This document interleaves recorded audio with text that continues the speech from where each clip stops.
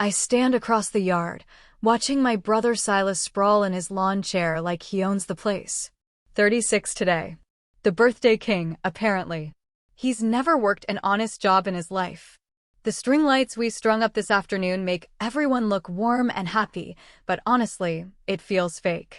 The air is thick with barbecue smoke and burning wood from the fire pit of their suburban San Antonio home, and about 20 relatives burst out laughing at something Silas just said. I'm halfway to a sip of wine when I spot Isla. She's 10, my entire world, and right now she's inching towards Silas with a wrapped box, hands shaking so badly I can see it from here. I know exactly what's inside. I watched her pour herself into that gift for 9 months, holed up in her room after homework, fingers stained with fabric paint. She wouldn't let me see it finished. It has to be a surprise, she kept saying. She stands in front of him, so quiet I almost miss it. Uncle Silas, she whispers. I made this for you. Silas barely glances at her. He grabs the box, drunk, I can tell by the way he slouches, that glassy look. He rips open the paper like a kid, and when he yanks out the denim jacket, my heart swells. It's gorgeous. Vintage, covered in her careful, bright hand-painted designs. Music notes dance across one shoulder. A classic car stretches across the back, so detailed I can see the tiny chrome trim. Logos from his favorite bands wrap the collar. Every brush stroke is hours of her life. Silas holds it up for maybe 3 seconds. What is this cheap junk? His sneer slices through the noise. Did you get this at Goodwill? The whole yard goes silent. Even the fire seems to hush. I painted it, Isla says, voice trembling. It took me, she doesn't finish. Silas chucks the jacket. It arcs through the air, and I'm already moving, but it lands right in the fire pit. Flames lick at the denim, devouring 9 months of her love in seconds. Isla screams and lunges for it. I'm running, but she's faster. Her small hand shoots into the fire, desperate. She hits the metal rim, and the sound of her skin burning makes me sick. She yanks her arm back, cradling it, tears streaming down her face. The smell of burned skin hits me a second later. Silas rolls his eyes. God. Always so dramatic. I drop to my knees by Isla. Her forearm is red, already blistering. She's sobbing, not for the pain, but for the ashes that used to be her gift. Isla. Stop making a scene. My mother's voice, sharp as ever. Here comes the guilt trip, Eleanor gliding over, my father Warren trailing behind, silent as usual. It's your uncle's birthday, she says. Like that explains everything. I look up at them. Really look.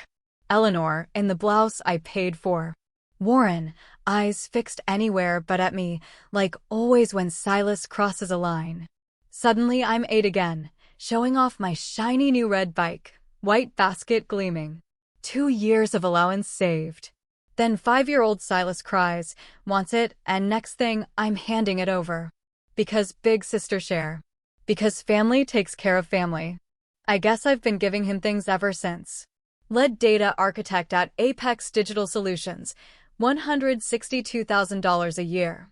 $2,100 every month for my parents' mortgage. $425 for their utilities. Silas's businesses, the failed vape shop, the laughable crypto scam, the food truck that tanked in 3 weeks. $84,500 over the last 4 years. I have the bank statements. I've been the ATM, the safety net, the fix for every mess. But right now, Isla's sobbing, her arm burned, and nobody's moving. 20 relatives, frozen and uncomfortable, staring anywhere but at us. I set my wine glass on the grass, slow and careful. The same way I do at work when I'm about to break bad news to a client. We're leaving, I say. Clara. Eleanor's got that warning tone. The one that used to make me fold in a second. You're overreacting. She's fine. I ignore her and scoop Isla up. She's 10, but light as a feather, and she buries her face in my shoulder. Her tears soak through my shirt. Clara. My dad finally pipes up. Don't embarrass us like this. I look at him. At all of them. 20 people who just watched a grown man burn a child's gift and did nothing. My keys are already in my pocket. I dig them out, one hand steady on Isla. Mom? she whispers. It hurts. I know, baby. We're going to the hospital. Silas laughs from his throne. Actually laughs. She barely touched it. Stop being so sensitive. And that's it. Something inside me, bending for 44 years, snaps. Not a dramatic crash, just a quiet click, like a door locking from the inside. I don't say another word. Not to Silas, not to my parents, not to anyone. I walk across the yard with Isla in my arms. The only sounds left are my keys jangling and my daughter's quiet sobs. Eleanor's voice chases me down the driveway, something about ruining the party, being selfish, letting the family down. I don't look back. I just open the back door of my old Subaru and help Isla in. Her arm, raw and burned, needs to stay up, so I gently prop it with a sweater from the front seat and wrap another one around her shoulders. We're okay, I tell her. We're going to be okay. As I back out, I catch a last look in the rearview. Everyone's standing there in that hazy glow from the string lights.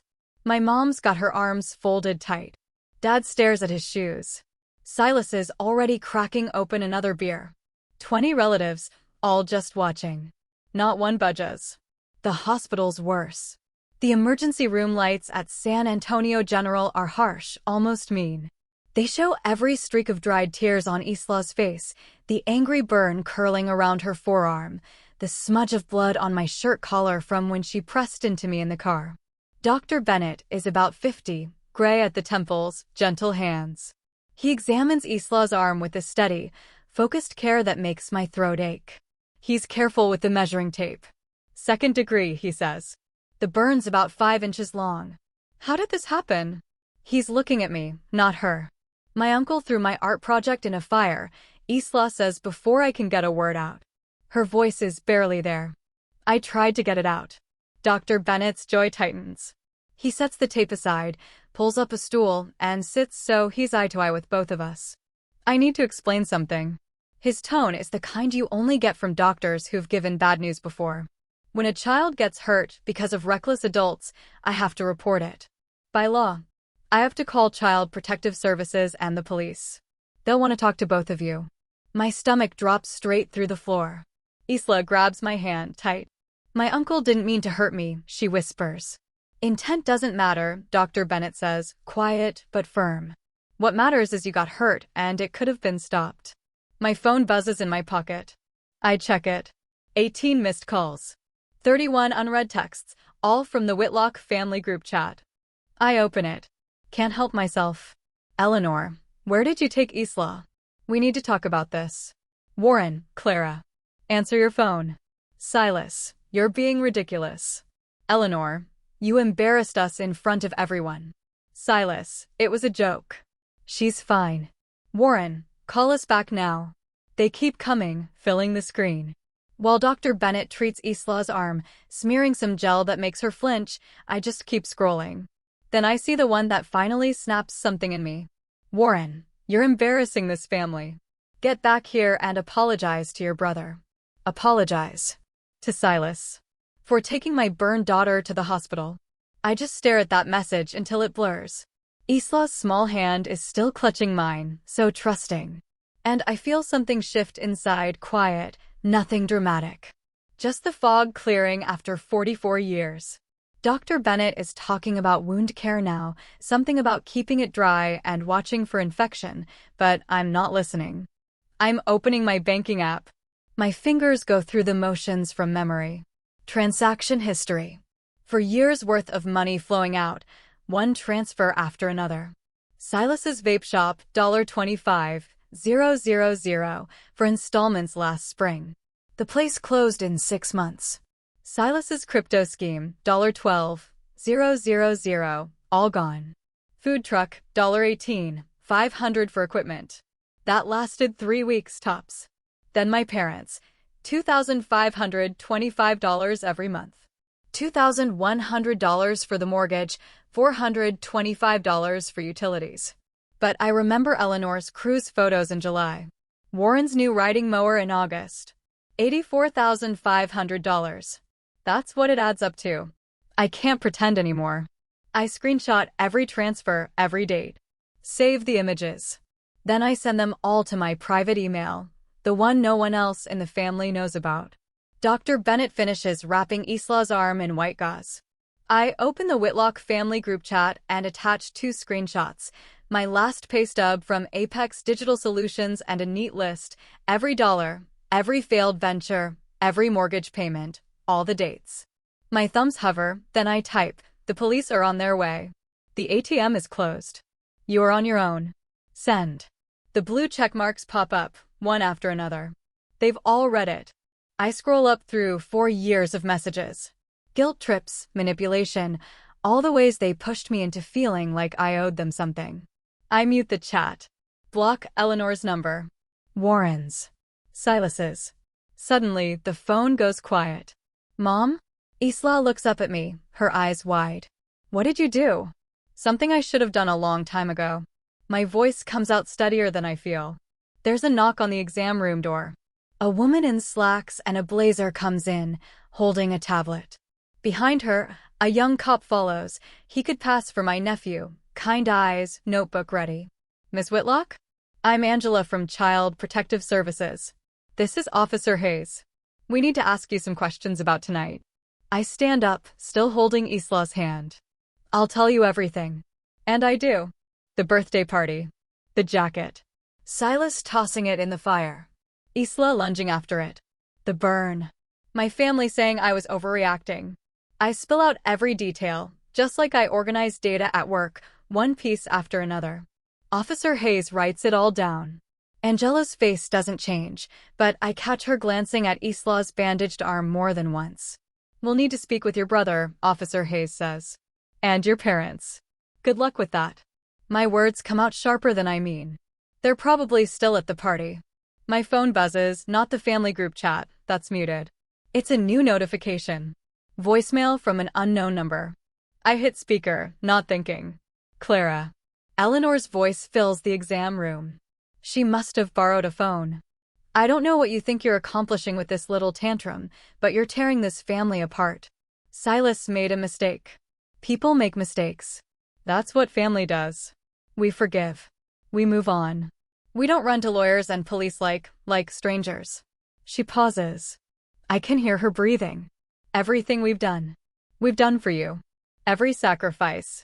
And this is how you repay us? By humiliating us? By abandoning us when we need you most? The message cuts off. Angela looks at me. Would you like me to save that? I already saved everything, I tell her. Every text. Every transaction. Every voicemail.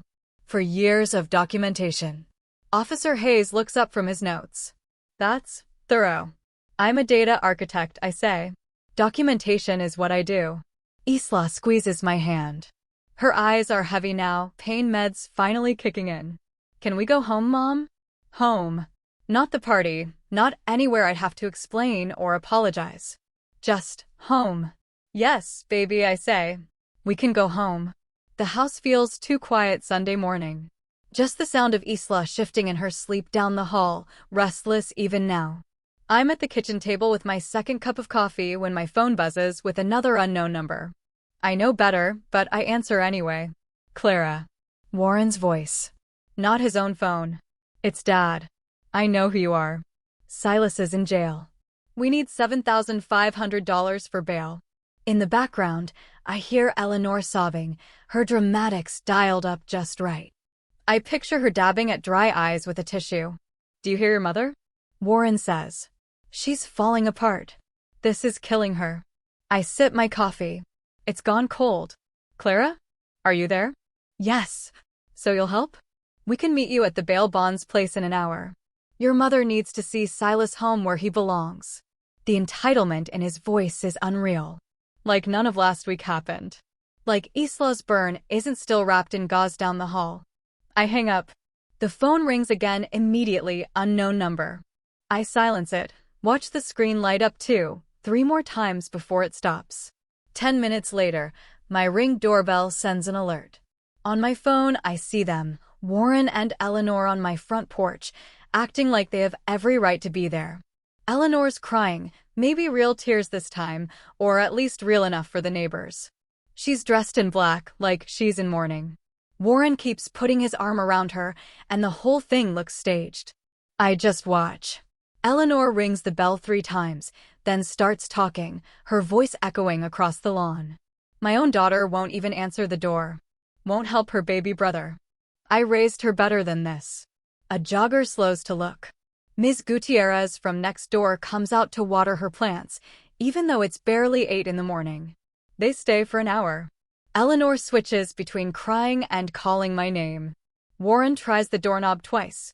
At one point, Eleanor sits on the steps, face in her hands, shoulders shaking. Ms. Gutierrez is the one who calls the police. I see her on her phone, gesturing at my house, her face set hard. The patrol car pulls up 15 minutes later. Warren's the first to notice and touches Eleanor's shoulder. She stands up, wipes her eyes, and they both head to their car, acting like they're the wounded ones. Like some sad, decent family who just got turned away. They're gone before the cop even makes it to my door. An hour later, my phone buzzes with a text from Warren. I read it while Isla sits across from me, picking at her breakfast, her burned arm propped on a pillow. The message is just, "You did this. We're going to lose the house." I turn the phone face down on the counter. Isla glances up, her eyes way too old for 10. Was that them? Yeah. What did they want? Money. She goes back to shoving scrambled eggs around her plate, not touching her bacon. I reach to light the stove for tea and she flinches at the click. The eggs end up in the trash. I don't say anything. That afternoon, I call Dr. Natalie Chen. Her receptionist fits Isla in for Tuesday. I add the appointment to my calendar like it's just another work meeting. Tuesday evening, Isla comes out of her first therapy session with red eyes. Dr. Chen walks her out, gives me a look that says more than words ever could. Same time next week, she says softly. In the car, Isla stares out the window, silent. We're halfway home when she finally speaks. Did I do something wrong? My hands tighten on the steering wheel. What? With the jacket. Was it not good enough? I pull into a parking lot and turn to her. You didn't do anything wrong. Not a single thing. Then why did he? Because he's broken inside. And broken people break things. It's not your fault. She nods, but I can tell she doesn't buy it yet. Her art supplies are still untouched in the corner. I saw them this morning when I woke her up. Wednesday, Aunt Brenda calls. I don't recognize the New Mexico number, so I pick up thinking it's work. Clara. Honey. Her voice is syrupy with fake concern. Your mother called me. She's devastated. I'm sure she is. Now, I know there's been some family drama. But family takes care of family. Your parents raised you. They sacrificed so much. And Silas, well, he's just having a rough time. We all need help sometimes. The speech sounds practiced. Probably because it is. I hear Eleanor's words coming out of Brenda's mouth. I'm protecting my daughter. This conversation's over. I hang up before she can answer. Thursday flips everything. Elena Torres calls me back. I found her through the domestic violence resources the hospital gave us. I honestly didn't think she'd take the case. But her voice is all business. I'm taking this pro bono. I've seen cases like yours before. We're filing for a restraining order against your whole family. The whole family? Your parents enabled the assault. Your brother committed it. Anyone who contacts you for them counts as harassment too. We're building a wall, Clara. A legal wall they can't climb. That afternoon, I freeze my credit and Isla's. Elena walks me through it, step by step, explaining how my mother knowing our social security numbers puts us at risk. Identity theft is common in situations like this, she says. Financial abuse doesn't end just because you cut them off. Friday morning, the security system goes in. Cameras on every door. Motion sensors. Panic button by my bed. The technician shows me how to use the app on my phone. You'll get alerts for any movement, he says. You can look back at footage for 30 days. Friday afternoon, my work phone rings. Harrison. Clara? Got a minute? I close my office door. Sure. The senior director position. It's yours if you want it. $195,000 base. You've earned this. I drop into my chair. $33,000 more a year. Money that used to cover my family's mortgage. Their utilities. Their emergencies that somehow never ended. I want it, I say. Congratulations. Paperwork's ready Monday. That night, Isla has another nightmare. I hear her crying through the wall and go to her room. She's tangled in the sheets, whimpering about fire. I sit on her bed, smooth her hair. She comes awake slowly, eyes finding me in the dark. Mom? I'm here. I dreamed the house was burning. All my drawings. Everything. Just a dream. We're safe. She presses against my side, and I hold her until she falls asleep again. I stay there, watching her breathe, thinking about the spreadsheet I made earlier. $2,100 for the mortgage. $425 for utilities. Loan after loan that never got paid back. $84,500 in 4 years. I've been paying for my own abuse. Funding them to hurt us. The truth sits heavy in my chest. Almost 4 a.m. when my phone buzzes with a security alert. I'm back in my room, scrolling through the restraining order paperwork Elena sent over when my phone lights up. Motion detected at garage. I check the camera feed. It's all fuzzy shadows at first, but then the lights kick on. There he is, Silas. Nobody else moves like that. The arrogant way he rolls his shoulders. He's carrying something metal. Could be a crowbar. Maybe a tire iron. He stops right in front of the garage and looks straight into the camera, grinning like this is all some kind of joke. My finger hovers over 911. My other hand snaps screenshots, evidence for Elena, more proof for the restraining order. Silas lifts the metal thing and steps closer. I hit call. 911, what's your emergency? There's an intruder at my garage, I whisper, eyes glued to the screen. The floodlights blast on, harsh and blinding. Silas flinches, squinting up at the lens, then flips it off and stumbles back. He bolts into the darkness. A siren wails in the distance. He's gone. For now. The next morning, I sit at the kitchen table with a cup of coffee going cold in my hands. The police showed up 5 minutes too late. They took my statement, drove around the block, but he was already gone. I've got it all on camera. 3:47 a.m., Silas swaggering up to my garage, metal bar catching the light. Report number saved, footage backed up. But as I'm watching the freeze frame, something else jumps out. There's the Jeep Wrangler in the Whitlock's driveway, right in the background before Silas blocks the view. I bought that Jeep 3 years ago, back when Silas swore he needed reliable wheels for job interviews. $28,500, paid cash. Titles in my name, his credit was trash. Insurance? That's me, $187 a month, every month for 3 years. He's been driving my car around like it's his. Isla shuffles in, hair wild from sleep. The burn scar on her arm is healing, still that raw pink. She doesn't ask why I'm up so early anymore. She already knows. Morning, baby. I shut my laptop. Want pancakes? Just cereal. She pours a bowl and we eat in quiet, a kind of peace that feels new. No drama. No relatives popping by because I finally got that restraining order after the party disaster. But the order doesn't cover my property. After Isla leaves for school, I scroll to Leo's number. He owns a tow truck company, helped me out when my Subaru died last year. Solid guy. No questions. Leo? It's Clara Whitlock. I need a car towed. Mine. Titles in my name. No problem. When? 6 a.m. tomorrow, before anyone's awake. I text him the address and the Jeep's plate number. Then I pour new coffee and open my banking app. Mortgage payment to their bank? Cancelled 4 weeks ago. Utilities? Gone. Every subscription I covered? Done. My phone stays silent until 9:32 a.m. Then Silas calls. I let it go to voicemail, just watching the notification blink. When I play it back, his voice shakes with rage. That's my Jeep. You can't just take it. I need that for job interviews. The last line almost makes me laugh. Job interviews. Sure.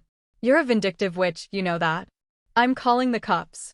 I forward the voicemail to Elena, my attorney. She replies in 2 minutes. Beautiful. He just admitted he's using your property. Want me to handle it? Please. Elena's email to Silas is ice cold and perfect. Per the title and registration, the 2021 Jeep Wrangler belongs to Miss Whitlock. She may dispose of her property as she sees fit. Check the paperwork. I picture him reading that, realizing he's got nothing. The Jeep is mine. It always was.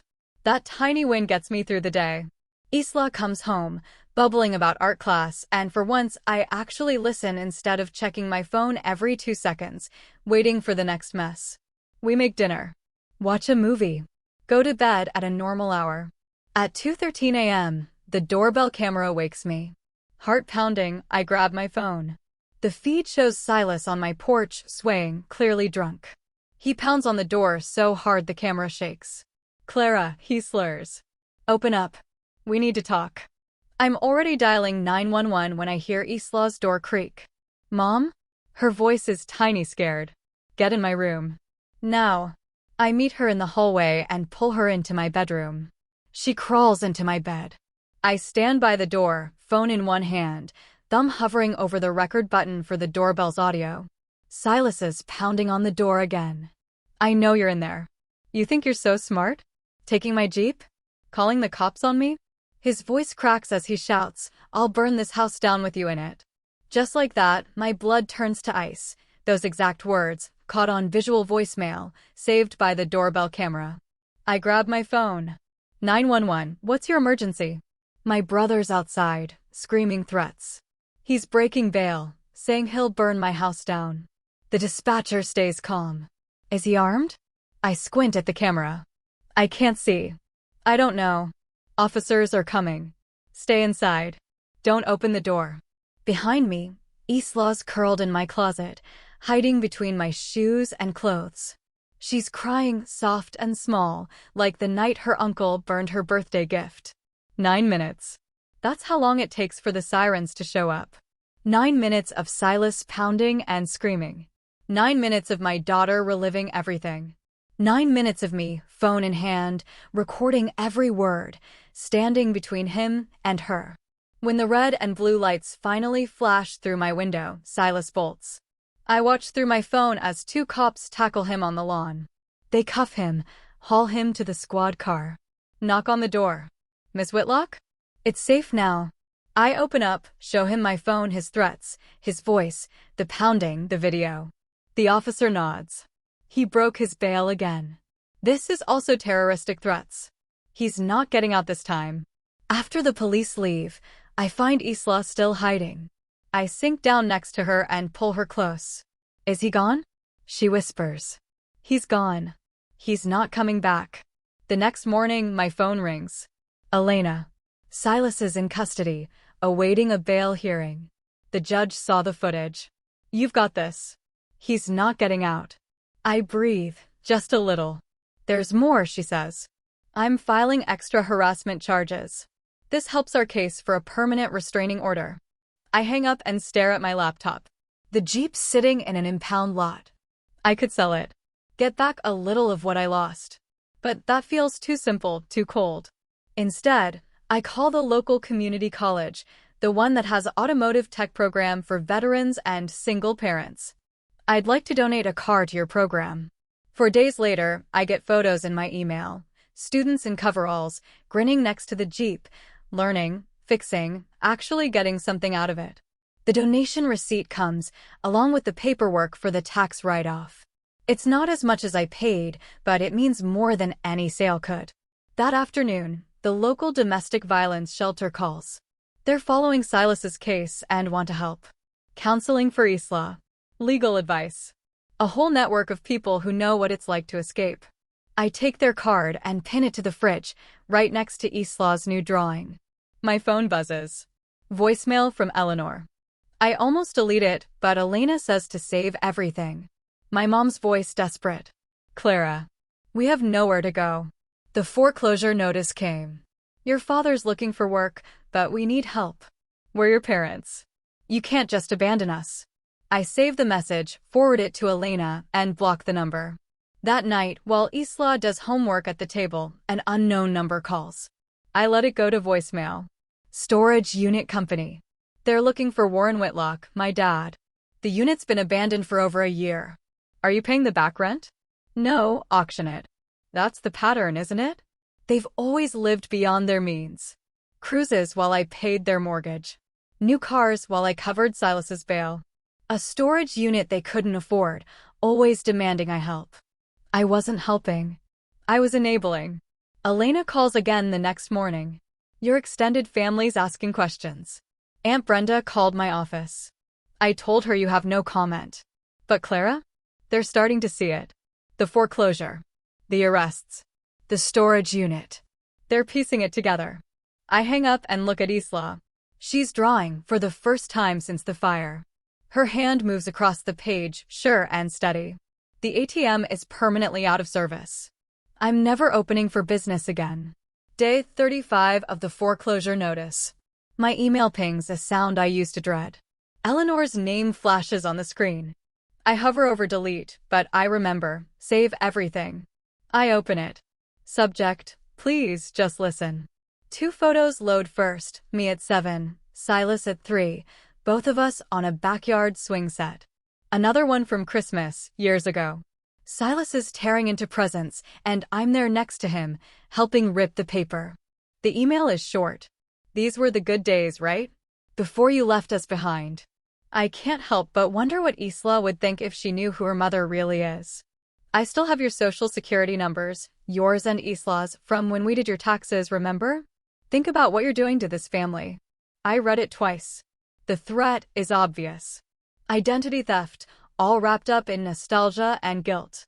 I forward the email to Elena with just one line. Is this what I think it is? She replies in less than 5 minutes. Oh, this is beautiful. Screenshot everything. This helps us a lot. I don't feel beautiful. I just feel tired. Still, I take screenshots, save the photos with timestamps, and drop them in the evidence folder.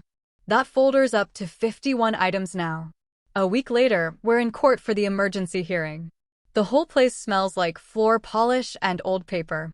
Elena sits next to me at the plaintiff's table, sharp as ever in her burgundy blazer. Across the aisle, my parents huddle with a public defender who looks like he just passed the bar. Silas appears on a video screen from county jail, orange jumpsuit popping against a white wall. His hair's shorter, dark circles under his eyes. Same old look on his face, though. Entitled, like always. Judge Valerie Carter sits at the bench, gray hair pulled back, glasses low on her nose. She flips through the evidence packet Elena handed over. Videos from the birthday party, the hospital report with photos of Isla's burn, transcripts of Eleanor's voicemails, that email with the threats. It's all there. Mr. and Mrs. Whitlock, Judge Carter says, not even looking up. I've reviewed the Child Protective Services report. It confirms your grandson's actions were child endangerment, and you, as adults present, failed to intervene or get medical help for the minor. Eleanor tries to speak, but the public defender stops her. She ignores him. Your Honor, we're her parents. Clara is blowing this out of proportion. Silas didn't mean any harm. That jacket was trash anyway. Isla shouldn't have been so sensitive. Mrs. Whitlock, the judge's voice slices through the room. Your son threw a child's handmade gift into a fire. When that child tried to save it, she got second-degree burns and needed emergency treatment. And you told her to stop making a scene. Is that your testimony? My mother's mouth opens and closes. My father stares at his hands. Judge Carter turns to the screen. Mr. Whitlock, you were arrested for making terroristic threats against your sister. The doorbell camera footage shows you drunk at 4 a.m, then threatening to burn down her house with her and her daughter inside. Do you dispute this? Silas shrugs. I was drunk. People say dumb stuff when they're drunk. People say what they mean when they're drunk, Judge Carter says. They just lose the filter that keeps them quiet. She grabs another document. I'm also looking at an email sent by Mrs. Whitlock, threatening to use her daughter's and granddaughter's social security numbers. Mrs. Whitlock, did you send this? Eleanor goes pale. I was upset. I wasn't actually going to answer the question. Did you send it? Yes. But, thank you. Judge Carter makes a note. Then she looks at me for the first time, her face softening just enough. Miss Whitlock, I'm issuing a comprehensive restraining order for 7 years. The defendants can't contact you or your daughter, not by phone, email, text, social media, or through anyone else. They have to stay at least 500 feet away from your home, your daughter's school, and your workplace. Relief hits me, but I keep my face blank. Elena squeezes my hand under the table. Your Honor, that's excessive, the public defender says. These are her parents. Some contact counsel. Your clients have shown a pattern of financial exploitation, emotional manipulation, and now threats of identity theft. The mother watched her son burn a child and told that child to stop making a scene. I see nothing that suggests contact with these people would benefit Miss Whitlock or her daughter. The gavel cracks, echoing through the courtroom. Outside, Elena walks me to my car. The air's cold. I pull my coat tighter around me. The prosecutor got your paperwork about Silas's threats. She says he's been offered a plea deal. 2 years in state prison instead of risking 7 years if he goes to trial. His lawyer wants him to take it. Will he? Honestly, if you're looking at a possible 7 years and someone gives you a guaranteed 2, of course he'll take it. I unlock my car but just stand there for a second. What about the social security numbers? I'm helping you put fraud alerts on all your credit reports today. The permanent credit freeze you already set up stays for both you and Isla. We're also updating your power of attorney, no family members allowed, period. Your will's getting revised too, so they're out as beneficiaries, and your life insurance beneficiary is changing to a trust for Isla. She hands me a folder. Everything you need is inside. Sign where the tabs are, she says, and bring it to my office tomorrow. That evening, a package shows up. No return address, but the postmark is from the community college across town. Inside, a framed photo of 3 students in coveralls working on the Jeep's engine. The Jeep looks better than it did when Silas had it. There's a little plaque at the bottom, donated by Clara Whitlock in support of students who work for their future. I hang it in the hallway, right where I'll see it every morning. Just a reminder, resources go to people who put in the work, not the takers.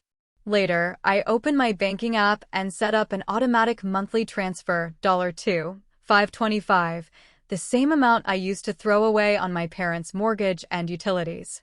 Now, it goes straight into Isla's college trust fund. The ATM's permanently out of service, but the vault's open for the people who matter. 8 months have gone by since that night in the ER. I'm standing in my kitchen watching Isla flip pancakes with her 2 best friends. The burn scar on her forearm catches the light, still there, but faded. She doesn't hide it anymore. Mom, can we make chocolate chip ones next? Isla asks, waving the spatula like she's leading an orchestra. Only if you don't set off the smoke alarm again, I say. The girls burst out laughing. 8 months ago, the sound of the stove clicking on would have sent Isla running from the room. Dr. Chen calls that healing. Not perfect, but it works. Ms. Gutierrez pops in the back door with a basket of fresh peaches from her garden. She's become the kind of grandmother Eleanor never was, a woman who shows up, no strings attached. I heard pancakes, she says, letting herself in. Hope you made enough for one more. The kitchen table's buried in art supplies. Isla's working on a new jacket design, this time for herself. Big strokes of crimson and gold, nothing shy about it. The art therapy started as treatment. Now, it's just her. Later that morning, I find the envelope in the mailbox. Plain white, Eleanor's handwriting on the front. No return address, but I know her slant anywhere. I take it to the fireplace and read it once, just once. She writes about hardship, living in her cousin's basement in Oklahoma. Warren's bagging groceries at 67, coming home with sore feet. She doesn't apologize, she never does.